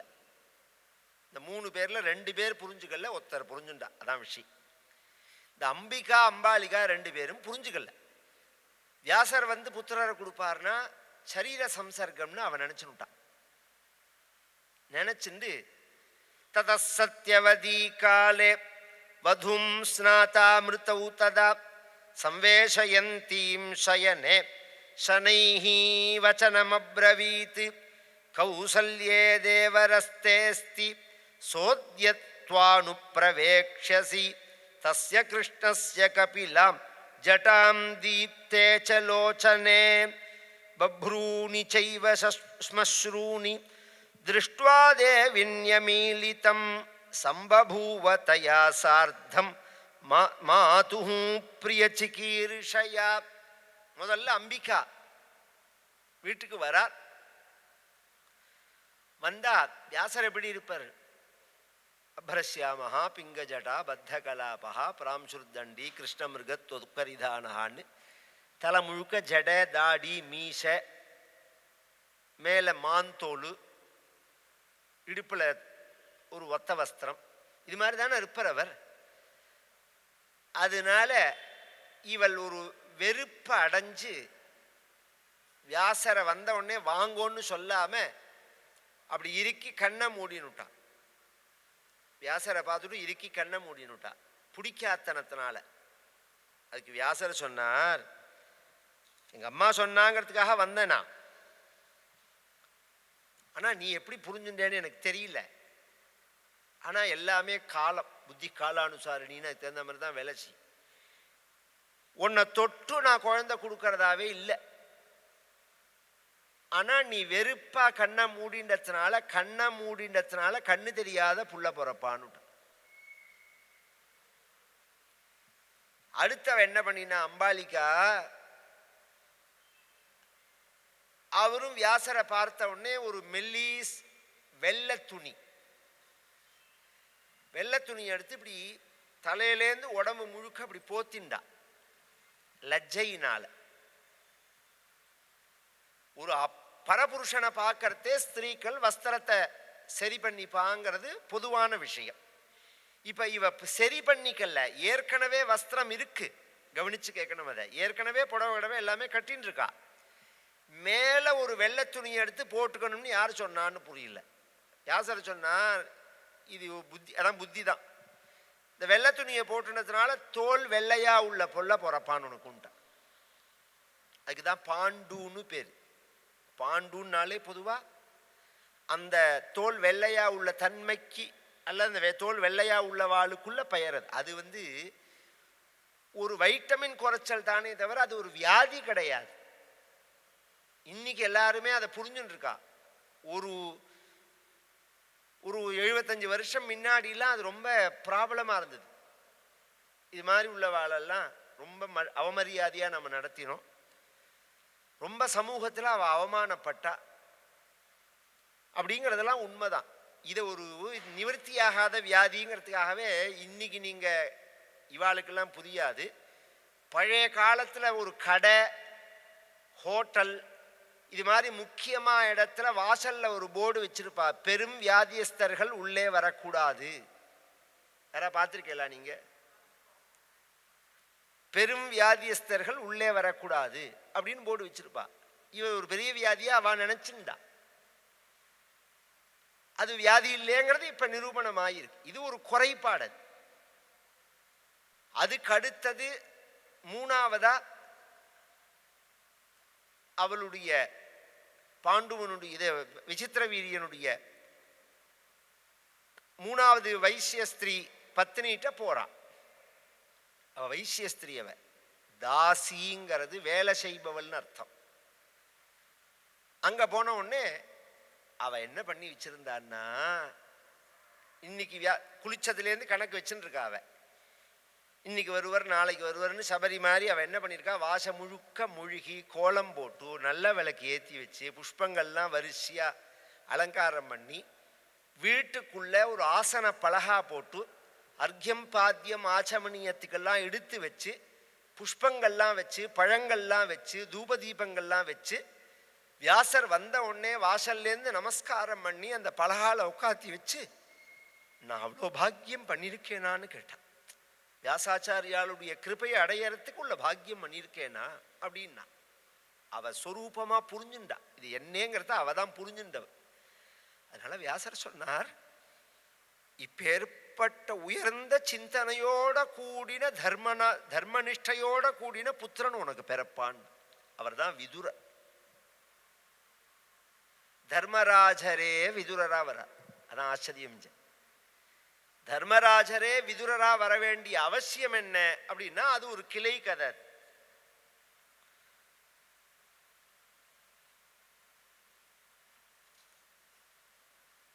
பதங்கிகானாம் புச்சேஷு த்வயைஷீகா பிரவேசிதா கர்மணஸ்தஸ்ய தே பிராப்தம் பலமே தத்தபோதனா யன்மயா பக்ருதம் மோகாத் அஜ்ஞானாதிருஷ்டி சத்தமாம் பிரசாதயே த்வாம் தத்ராஹம் நமே த்வம் க்ரோத்துமர்ஹசி கின்னு தத்துஷ்கிருதம் கர்ம மயா கிருதமஜானதா. அது ஒரு கிளை கதை. மாண்டவியர்னு ஒரு ரிஷி, மகா தபஸ்வி. அவர் ஆசிரமத்தில் தபஸ் பண்ணிட்டு இருக்கார். அந்த தேசத்துல திருட்டு குற்றத்துக்கு மரண தண்டனை, அது மாதிரி ஒரு தண்டனை வச்சிருந்தான் அந்த ராஜா. பொதுவா தண்டனைகள் வேண்டுமா வேண்டாமா அப்படின்னு கேட்கறதுக்கெல்லாம் சாஸ்திர ரீதியா பதில் சொல்றேன்னா, தண்டனைகள் கடுமையா இருந்தாதான் குற்றம் நடக்காம இருக்கும். இப்போ தன்னை தண்டிக்கிறது அவன் பண்ணின குற்றத்துக்காக மட்டும் இல்லை, அது ஒரு பக்கம் இருக்கு. அந்த தண்டனையை பார்த்து நல்லவன் குற்றம் பண்ணாம இருக்கிறதுக்கு இந்த தப்பை பண்ணினா இது மாதிரி தண்டனை கிடைக்கும். என்ன பண்ணினாலும் மன்னிச்சு விட்டுருவான், என்ன பண்ணாலும் வெளியில வந்துடலாம் அப்படின்னு இருந்ததுன்னா அப்ப குற்றங்கள் பெருகி போயிடும். க்ஷத்திரியர்களுடைய ஒரு சொரூபமே தண்டனை கொடுக்கறது தான். அது மாதிரி அந்த ராஜா வச்சிருந்தான். 4-5 திருடர்கள் திருடிட்டு வரும்போது இந்த மாண்டவியருடைய ஆசிரமத்தில் உள்ள ஒளிஞ்சுக்க தேடின வந்த போலீஸ்காரா மாண்டவியரையும் சேர்த்து அரெஸ்ட் பண்ணின்னு போயிட்டான். ஏன்னா இவரும் அதில் உடந்தையா இருப்பார் அப்படின்னு. ராஜா என்ன விசாரணைன்னா எல்லாரையுமே கழுமரத்தில் ஏத்துண்டான்.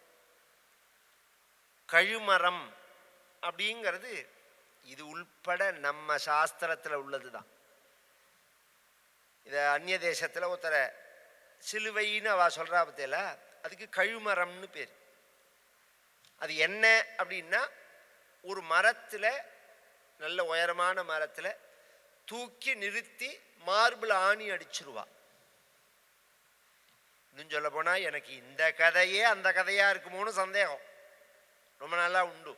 ஏன்னா எல்லாத்தையும் சேர்த்து உருட்டல் பெறல் தானே உலகத்தில் நடக்கிறது. ஏன்னா இவர் 3ஆவது நாள் பொழைச்சு வந்தார்னு இருக்கு. அந்த கனெக்டிவிட்டிக்காக சொல்றேன். இவர் உயிரோட இருந்தார்னு இருக்கு. எல்லாரையும் ஆணியை வச்சு அடிச்சுட்டான். அடிச்சா ஏன்னா அதுக்கு இன்னொரு சம்பந்தமும் சொல்றேன். இந்த 25ஆம் தேதி டிசம்பர் கொண்டாடுறாளே, இந்த கொண்டாட்டம் அவளோடது இல்லை ஒரிஜினாலிட்டியா. அதுக்கு முன்னாடி சங்கராந்தியோட கொண்டாட்டம். அது மகர சங்கராந்தி நாம கொண்டாடுறோமோனோ, தை மாசம்ங்கிறது.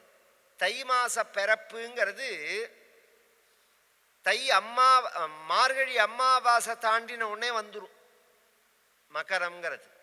ரொம்ப பேருக்கு அது தெரியாது. நாமெல்லாம் சூரியனை வச்சு கனெக்ட் பண்றோம்.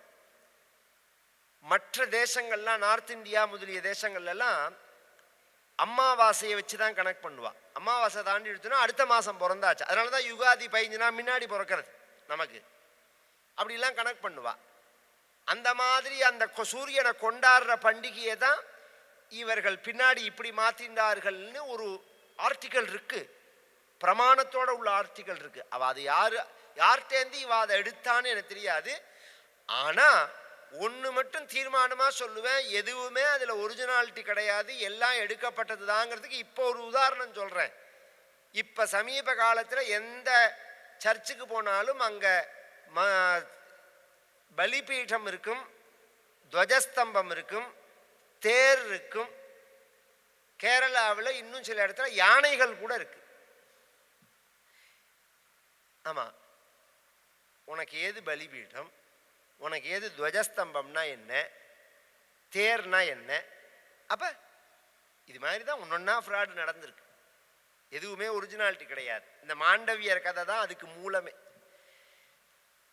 இவரை வச்சு அடிச்சுட்டான்.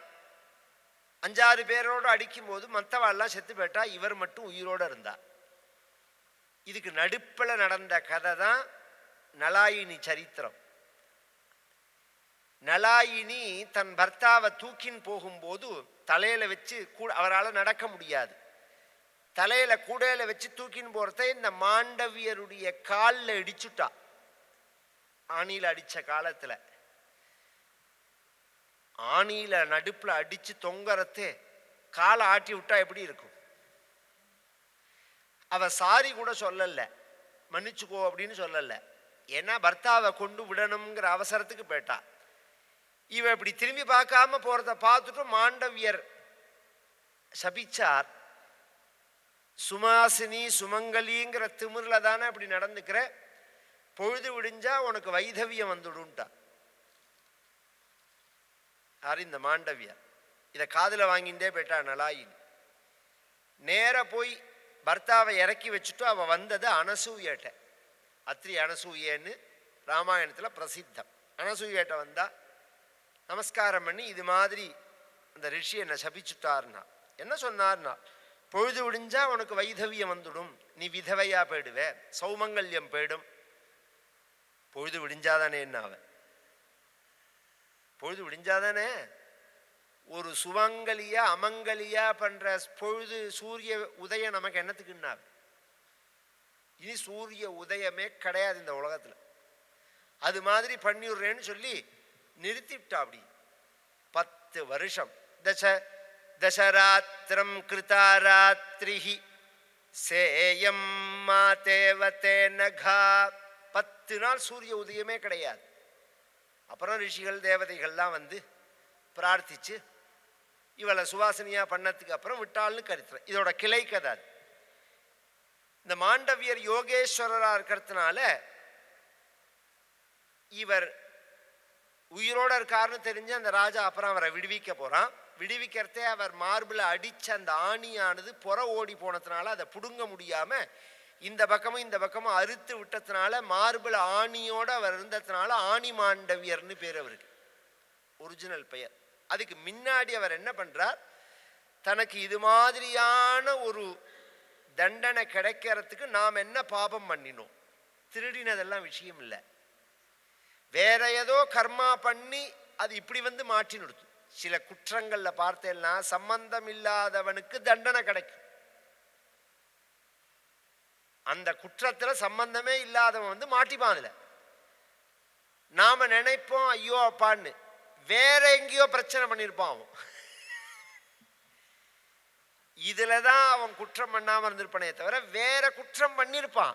அதுல கொண்டு பகவான் கொண்டு இதுல நம்ம லாக் பண்ணிடுவார். அதை தப்பிக்கவே முடியாது தெய்வத்துக்கிட்ட மட்டும். இவர் நேர யோக சரீரத்தை எடுத்துட்டு யமலோகம் போனார். யம தர்மராஜனை பார்த்தார். அவனை பார்த்து கேட்கிறார், கீழே பூலோகத்துல என் உடம்ப ஆணி அடிச்சு வச்சிருக்கா, இந்த மாதிரி ஒரு தண்டனையை நான் அடைவதற்கு நான் என்ன பாபம் பண்ணினேன், கவனிச்சு கேளுங்கோ, எவ்வளோ தபஸ் இருக்கணும். அந்த உடம்பு அப்படியே இருக்கு. இன்னொரு உடம்பு எடுத்துன்னு போறார் அவர். இன்னொரு உடம்பு எடுத்துன்னு யமலோகத்துக்கு போய் யமன்கிட்ட கேட்கிறார், நான் என்ன பாபம் பண்ணினே சொல்லுன்னு. ஏன்னா அந்த லெட்ஜர் கணக்கெல்லாம் அவன்கிட்ட தான் இருக்கு. அதுலேயும் பிரத்யேகமா சித்திரகுப்தன்னு பேர். நம்ம எல்லாருக்கும் ஹிந்து மதத்துல யம தர்மராஜனையும் தெரியும், சித்திரகுப்தனையும் தெரியும். கொஞ்சம் நாம யோஜனை பண்ணினது கிடையாது. யம தர்மராஜன் என்ன கலர்ல இருப்பான், கருப்பா இருப்பான். கார் உடையான் நோம்பு, கார்னா கருப்பு, கார் அடையான் நோம்பெல்லாம் இல்லை, கார் உடையான் நோம்பு. அந்த யமனை உத்தேசிச்சு பண்ணப்பட்டதான ஒரு விரதம் அது. சாவித்திரி இருந்தது. இதுக்கே இன்னைக்கு அர்த்தம் கேட்டால் ரொம்ப பேருக்கு சொல்ல தெரியாது. காரடையான் நோம்புன்னு அந்த வார்த்தை மாறி போய் கார் உடையான். அதுபோல சித்திரகுப்தன், சித்திரம்னா படம், குப்தம்னா ரகசியமா உள்ளது. இன்னைக்குமே பிசிக்ஸ் ரீதியா இதோ இந்த ஃபேனை நான் ஆன் பண்ணணும் அப்படின்னு நினைச்சேன்னா நான் இங்க உட்கார்ந்துட்டாலும் ஒரு சக்தி அந்த இடத்துக்கிட்ட போகும். அதை நிரூபிக்கிறாவா. நம்ம நினைச்ச உடனே நம்மளுடைய வேற உடம்பு அங்க போறது. ஒவ்வொரு செயலும் நாம் செய்யும் போது நிழலாக அது பதிவாகிறது. அந்த பதிவாகக்கூடிய ரெக்கார்டை எடுத்து படிக்கக்கூடிய கெப்பாசிட்டி உள்ளவனுக்கு தான் சித்திரகுப்தன்னு பேர். குப்தமான சித்திரங்களை படிக்கிறதுனால சித்திரகுப்தன்னு பேர். இன்னைக்கு திருடன் வந்துட்டு போனா 10 நாள் கழிச்சு நாய் கண்டுபிடிக்கிறது. 50 பேர் வந்துட்டு போனாலும் ஒரு வாசனை இருக்கேங்க. இதெல்லாம் பொய்ன்னு சொல்ல முடியாது. அவர் சொன்னார், நீ சின்ன வயசுல விளையாடும் போது நான் என்ன பாவம் பண்ணினேன்னு கேட்டார் இவர். அதுக்கு அவர் சொல்றார், சின்ன வயசுல விளையாடும் போது பதங்கிக்கான்னு ஒரு பூச்சி, தட்டான்னு தஞ்சாவூர் ஜில்லால சொல்லுவா, மற்ற ஊர்கள் எல்லாம் தும்பிம்பாத, தும்பின்னு சில பேர் சொல்லுவா, தட்டான்னு சொல்லுவா. ஒரு பூச்சி மழை பெய்யறதுக்கு முன்னாடி பறக்கும். இந்த குழந்தைகள்லாம் அதை பிடிக்கும். ஒரு இடத்துல வந்து உட்காந்துன உடனே அதை போய் பிடிச்சோம்னா அந்த ரெக்கையை பிடிச்சுன்னு இப்படி கல்லை தூக்குன்னா தூக்கும். மாமியார் தல்ல எப்படி போடுவேன்னா டொப்புன்னு போடும். அது பின்னாடி நூலை கட்டி விளையாடுவா. இதெல்லாம் குழந்தைகள் பண்ற காரியம். அது அந்த பூச்சியை பிடிச்சி நீ என்ன பண்ணின, அதோட பின் பக்கத்துல ஒரு சின்ன குச்சி எடுத்து குத்தின.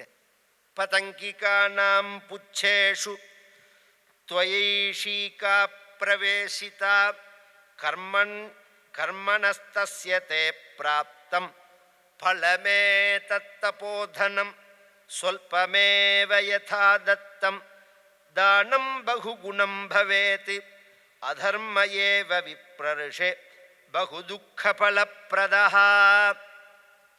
தானமோ புண்ணியமோ பாப்பமோ சொல்பம் செஞ்சா காலாந்தரம் வரத்தே அது பரிணாமத்தை அடைஞ்சிருக்கும், வளர்ச்சி அடைஞ்சிருக்கும். எதுவா இருந்தாலுமே புண்ணியமும் வளர்ந்துட்டே வரும், பாபமும் வளர்ந்துட்டே வரும். அதனால பாபம் பண்ணினா உடனே பரிகாரத்தை பண்ணிவிடணும். விட்டெல்லாம் பெருசாயிடும், அது காலாந்தரத்தில் வரத்தே. சாஸ்திரங்கள்லாம் உடனே மன்னிப்புக்கு ஒரு மன்னிப்பு பண்ணு, பிராயஷ்சித்தம் பண்ணு அப்படின்னு சொல்றது. கடன் மாதிரி தான், உடனே அடைச்சுட்டா வட்டி இருக்காது. விட்டுட்டேன்னா வாங்கினத்துக்கும் வட்டிக்கு சம்பந்தமே இருக்காது. நியாயமா வட்டி வாங்குற இடத்துலயே இவர் பண்ணின பாபம் அது மாதிரி, அதுக்கு தண்டனை உனக்கு இப்படி கொடுத்ததுன்னா. அவர் கேட்டார், இந்த தண்டனையை நான் அடையும் போது எனக்கு என்ன வயசு, இந்த பாவத்தை நான் செய்யும் போது எனக்கு என்ன வயசுன்னா. 8-10 வயசு இருக்கலாம்னா. அப்போ அவர் சொன்னார், ஒரு குழந்தைகளுக்கு இது புண்ணியம் இது பாபம்னு தெரியாது, பெரியவா தான் சொல்லி கொடுக்கணும். சுபாவத்திலேயே சில குணங்கள் அமையும். சாத்வீக குணம், ராஜச குணம், தாமச குணம்ங்கிறது புறக்கத்திலேயே இருக்கும். நான் சொல்றதெல்லாம் கவனிச்சேன்னா தான் உங்களுக்கு புரியும். சில குழந்தைகள் கொஞ்சம் விவரம் தெரிஞ்ச உடனே எறும்பு இது மாதிரி பூச்சிகளை பார்த்த உடனே இப்படி பார்த்துன்னு பேசாமல் இருக்கும். சில குழந்தைகள் பயப்படும், பூச்சி அப்படின்னு பயப்படும். சில குழந்தைகளை நாம பயமூர்த்தினாலும் பூச்சி கடிச்சிரும் தொடாத அப்படின்னாலும் இப்படி கையை வச்சு அதை தேய்க்கும். சுபாவத்திலேயே இந்த ஹிம்சை படிஞ்சிருக்குது. அப்போ கூப்பிட்டு சொல்லணும், இது மாதிரி ஹிம்சை படிஞ்ச குழந்தையா இருந்தால் அதுக்கு அனுமதிக்க கூடாது, அப்படி கொல்லக்கூடாதுப்பா குழந்தைகளா. மாதிரி ஜீவஹிம்சை தான் பாபம்ங்கிறது. பரோபகார புண்ணியாய பாபாய பரபீடனம். பிறருக்கு நன்மை செஞ்சா, பிற ஜீவராசிகளுக்கு நன்மை செஞ்சா அதுக்கு புண்ணியம்னு பேர். பிற ஜீவராசிகளுக்கு துன்பம் செஞ்சா அதுக்கு பாபம்னு பேர். இதை நன்மை செய்யறமோ இல்லையோ தீமை செய்யவே கூடாது. பெருக்கி குப்பையை அள்ளி போடுவான். அந்த காலத்துல எல்லாம் பார்த்தேன்னா ஒரு எறும்பு கூடி இருந்தா கூட 2 கற்பூரத்தை போடு அந்த இடத்துல எம்பா. கற்பூரத்தை போட்டா ஓடி போயிடும், இல்லை 4 அரிசியை போடும்பா அடுத்துன்னு ஓடி போயிடும். இப்போ அதுக்கு மேலே போடுறதுக்கு பூச்சி மருந்து ஸ்ப்ரே நீங்க வச்சுட்டா போறோம். அட்வர்டைஸ்மெண்ட் வேற, தேடி தேடி கொள்ளும் அப்படின்னு. அத்தனையும் பாவம், அத்தனையும் பாவம். அப்ப அதெல்லாம் அனுமதிக்க முடியுமான்னா அதெல்லாம் உன்னை பாதிக்காத அளவுக்கு நீ நீட்டா வச்சுக்கணும். கிளீன் பண்ணி வெளியில போட்டுவிட்டா, இப்ப நாம சொல்ற மாதிரி கற்பூரங்கள்லாம் போட்டா வரவே வராது. அது வராம இருக்கிறதுக்கு என்ன உண்டோ அதுதான் பண்ணணும். நாம தவிர கொல்லக்கூடாது. எந்த உயிரினத்தையும் கொல்றதுக்கு நமக்கு ரைட்ஸ் கிடையாது. நம்ம வாழ்க்கையில ஒரு உயிரினம் குறுக்கிட்டுதுன்னா அதை அப்புறப்படுத்தலாம், அதை அழிக்க முடியாது. ஒரே ஒரு இடத்துல தான் சாஸ்திரம் அனுமதிக்கிறது, உன்னை கொல்ல வந்தா நீ கொல்லுங்கிறது. தன்னை கொல்ல வந்த பசுவையும் கொல்லலாம். நம்மள அது கொல்லிடும்னு சொன்னா நாம கொல்லலாம். நம்ம உயிர் போயிடும்னு தெரிஞ்சா அது பாபம் கிடையாது. நம்மளை நாம் ரட்சிச்சுக்கிறதுக்கு பண்ணலாம். இப்ப நீ பண்ணினது அந்த வயசுன்னா அவர் சொன்னார், எனக்கு அந்த வயசு தெரியாது. நீ என்ன பண்ணியிருக்கணும்னா இந்த கணக்கை எங்க அப்பா அம்மா கணக்குல எழுதணும். இப்ப என் கணக்குல நீ எழுதினதே சரியில்லை. அதுக்குள்ள தண்டனையே முதல்ல உனக்கு 2 விதம் சொல்றேன். முதல்ல இந்த சட்டத்தை நான் மாத்துறேன். என்ன மாத்துறேன் அப்படின்னா, இன்றையிலேந்து 14 வயசு வரையில் ஒரு குழந்தைகள் செய்யக்கூடிய பாப புண்ணியத்துக்கு பொறுப்பு அப்பா அம்மா தான். ஆசதுர்தசதா வருஷாத் ந பவிஷ்யதி பாதகி ஏதேன த்வபராயேன சாபாஸ்தஸ்ய மகாத்மனஹ. இதில் ஒரு ஆச்சரியம். நாம் அறிவாளிங்கிறதுக்காக ஒரு விஷயம் சொல்றேன். நீ மைனர்னு எந்த வயசை வச்சிருக்க? கவர்மெண்ட்ல 16 வயசை வச்சிருக்க. 16 வயசுக்கு மேல பண்ணினாதான் நேர் குற்றம். அதுக்கு குறைஞ்சு பண்ணினா சீர்திருத்த பள்ளியில தான் அவனை கொண்டு சேர்ப்பா. 18 வயசுக்கு மேலதான் ஓட்டுரிமம் அப்படிலாம் சொல்ற. இங்க நம்ம சாஸ்திரத்துல 14ன்னு சொல்லுவானே. சதுர்தசதா வருஷாத் அப்படின்னு இருக்கு. யாருக்காவது நீங்க எல்லாரும் அந்த படிப்பு படிச்சுட்டு வந்தவாதான், இங்கிலீஷ் படிப்பு படிச்சுட்டு வந்தவாதான். நீங்க படிச்ச படிப்புல இப்ப நான் சொல்ற விஷயம் உண்டு. நான் சொன்ன பிறந்தான் உங்களுக்கே தெரியும். ஏன் 14ன்னு சொன்னான்னு கேட்டா சொல்ல தெரியாது. நம்ம உடம்பு இருக்கு, அப்பா அம்மா 2 பேரோட சேர்க்கையினால ஏற்பட்டது. இந்த செல்லு பிரியறது பாருங்க நம்ம உடம்புல. இது எப்படி பிரியும்னா, அப்பா மாதிரி அப்பா உடம்புல பிரியிற மாதிரி சிஸ்டத்தில் பிரியலாம், அம்மா உடம்புல பிரியிற மாதிரி பிரியலாம். 6 வருஷம் அதுக்கு கணக்கு, 12 வருஷம் கணக்கு அது. அதனால தான் ஒரு குழந்தை பிறந்தத்துலேருந்து நாம் இவா மாதிரி இருக்கான்னு கன்ஃபார்மே பண்ண முடியாது. அந்த குழந்தைய அப்பா மாதிரி இருக்காம்பா 6 மாதம் பார்த்தா, திடீர்னு அம்மா மாதிரி மாறிடும். திடீர்னு பார்த்தா தாத்தா மாதிரி இருக்காம்பா, அத்தை மாதிரி இருக்காம்பா, இவன் எவன் மாதிரி இருக்கான்னே புரியாது முதல்ல. இந்த குழப்ப ஓரளவு அதுக்குள்ளதான் வரும், கன்ஃபார்மாக நீங்கள் சொல்ல முடியாது. 12 வயசு பரியந்தம் இந்த கன்ஃபியூஷன் இருக்கும். ஏன்னா செல்லு பிரியறதுல கன்ஃபியூஷன் அப்பா அம்மாவை அனுசரித்து தான் பிரியும். 12லேருந்து 14 வயசுல தான் தனித்துவமான அடையாளம் இவனுக்கு வரது. 14 வயசுக்கு அப்புறம் முகத்தை பார்த்தா தான் இவனோட அடையாளம் இதுன்னு நீங்க சொல்ல முடியும். 14 வயசுல தான் இவனோட தனித்துவமான செல்லு பிரியறது அப்படிங்கிறத சயின்ஸ் சொல்றது. நீங்க நினைச்சுட்டு இருக்க ஒரு ரிஷி சொல்லிட்டு போறார் போற போக்குல சதுர்தசதா வருஷாத். அதனால அது பரியந்தா அவன் பண்ற பாபங்கள் பாபம் கிடையாதுன்னா ந பவிஷ்யதி பாதகி. இந்த சாபத்தை நான் ஏத்துக்கிறேன்னா யம தர்மராஜன், இந்த குற்றத்துக்கு நானும் பொறுப்பாளி. இந்த குற்றம் தண்டனை என்ன அப்படின்னு கேட்டா, நீ மனுஷியனா பிறக்கணும்னா, இது மாதிரி நீ விசாரிக்காம தண்டனை கொடுத்ததுனால மனுஷனா பிறக்கணும்னா இப்பயே கிளம்புறேன்னா தர்மராஜன். ஏன்னா அவன் அதுக்கு தான் யாராவது சில வேலைகளில் யாராவது வந்து இன்சார்ஜ் ஏற்றுக்க மாட்டாளான்னு இருக்கும். அது மாதிரி யம தர்மராஜனோட டிபார்ட்மெண்ட்டு ஒழிவே கிடையாது. இப்பயே கிளம்புறேன்னா அப்படியே பிரம்மாட்டை விட்டான், கிளம்பி வந்தான். அவன் தான் வந்து விதுரரா பிறந்தது. தர்மராஜன் தான் விதுரரா பிறந்தது. அம்பிகா மூத்தவளுக்கு திருதராஷ்டிரன் பிறக்கிறான், 2வதுக்கு பாண்டு பிறக்கிறார், இந்த பெண்ணுக்கு விதுரர் பிறக்கிறார். இந்த 3 குழந்தைகள் பிறந்து பழையபடி அந்த ராஜ்யமானது ராஜவம்சத்தோட தழைக்க ஆரம்பிக்கிறது. பீஷ்மர் காலத்துல என்ன பண்ணினார்னா, இவர் கார்டியனா இருந்ததுனால பொதுவா பரதன் பிரதீபன் இந்த ராஜாக்கள் காலத்துல எல்லாம் விஸ்தாரப்படுத்துவா ராஜ்யத்தை. பொதுவாகவே ராஜ்யத்தை விஸ்தாரப்படுத்தணும்.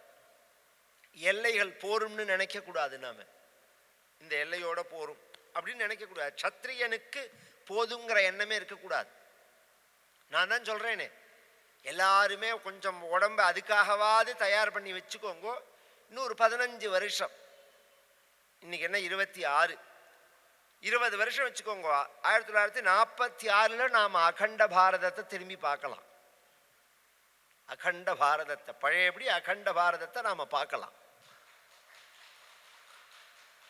அது நடக்கும். அது அந்த மாதிரி திட்டங்கள் ஒத்தரை நம்பி கிடையாது.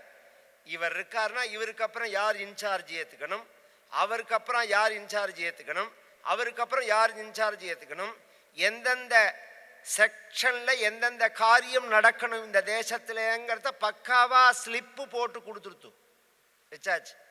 இந்த ஒன்றும் திட்டமிடாமல் கண்மூடித்தனமான ராஜ்யங்கள்லாம் நடக்கல, தர்மமான ராஜ்யம் நடக்கிறது. அதுக்காக சொல்ல வரேன்.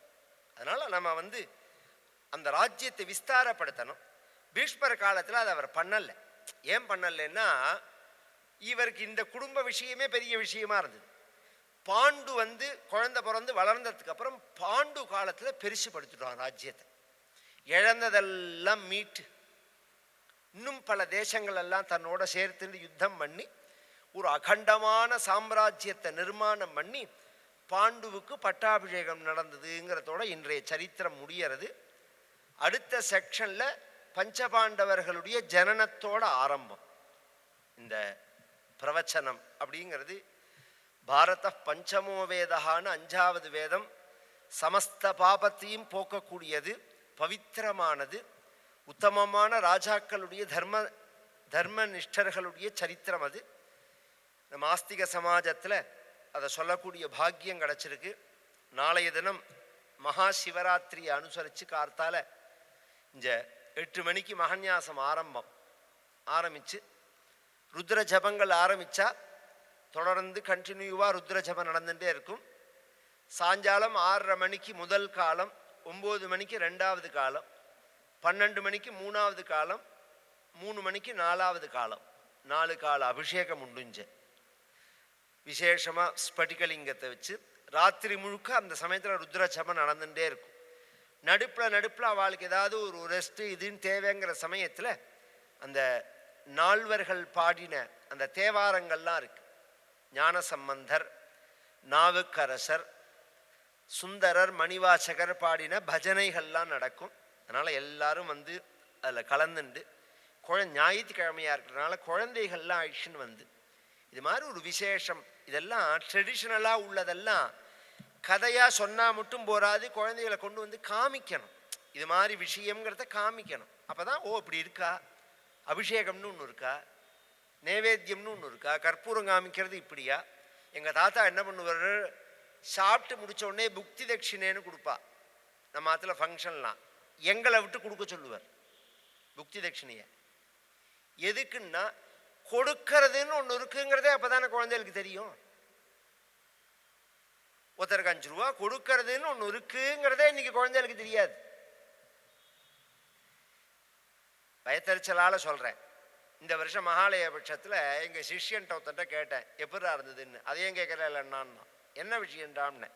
ரெகுலராக மகாலய பட்சம் பண்ணுறவர் ஒருத்தர் உடம்பு முடியாமல் பிள்ளையோட போய் தங்கிட்டார். புள்ள ஐடியில் வேலை செய்கிறான், இல்லை புள்ள வந்திருக்கானோ என்னவோ.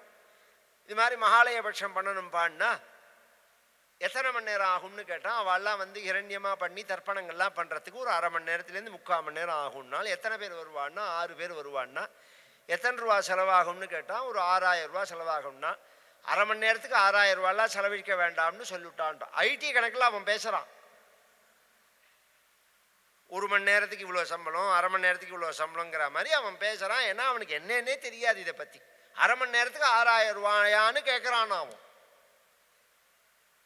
இது எப்படி இந்த குழந்தைகளுக்கு நீங்கள் புரிய வைப்பேல இதை இது மாதிரி ஒரு இருக்குது அப்படிங்கிறதெல்லாம் நீங்கள் காமிச்சா தானே புரியும். அதனால் தர்மத்தெல்லாம் கொண்டு காமிக்கணும்.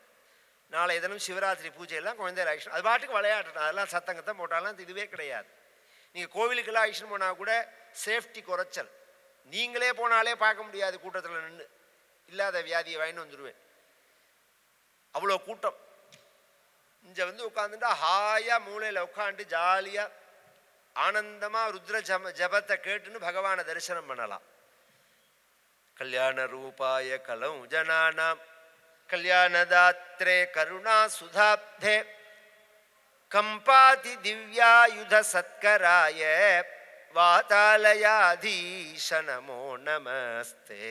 நாராயண நாராயண நாராயண நாராயண நாராயண நாராயண நாராயண நாராயண நாராயண நாராயண நாராயண நாராயண நாராயண நாராயண.